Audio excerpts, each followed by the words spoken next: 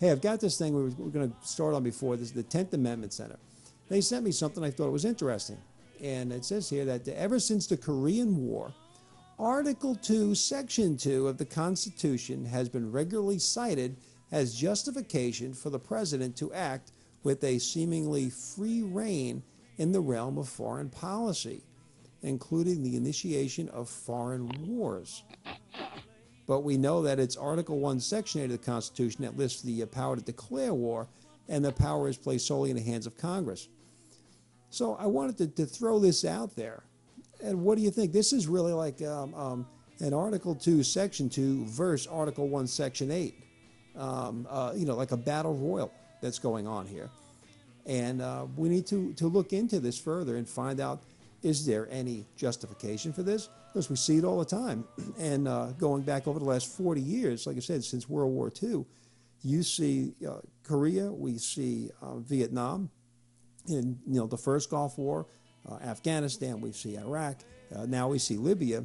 We're actually, going out there and we're bombing people, invading people, putting our troops on their shores. Congress isn't even considered, not even consulted in most of this. And yet we all say, hey, Article 1, Section 8, just like you said, is the Constitution valid? Well, I don't know. Now Yeah, we have a new amendment that says that we're under UN control now. I want to see that amendment because I haven't seen the ratification process. But if it's a treaty and the Senate ratifies the treaty, it is in effect treated as if it were an amendment to the U.S. Constitution. We did have an executive order this summer that actually ratified the Lost Treaty, and our courts are actually courts of the sea. Somehow they made the law of the sea, jump into our courts with the the UCC law.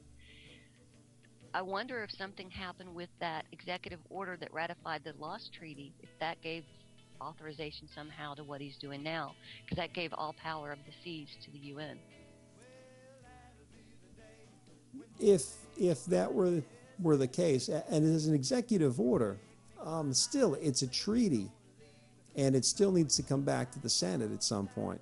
So even if he says, you know what, executive order, here we go, we're going to enforce this, regardless of what Congress has to say about it, we're going to enforce it, and this is what we're doing.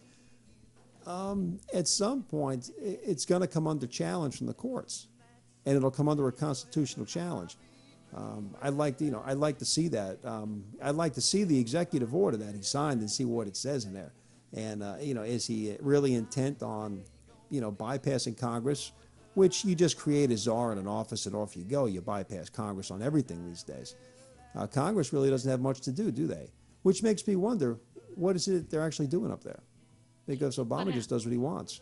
And it's not Obama himself, because Bush actually pressured Congress back in 2007 to revive it and to sign the Law of the Sea Treaty. Yeah, no, this is definitely not an Obama thing or a Democrat thing.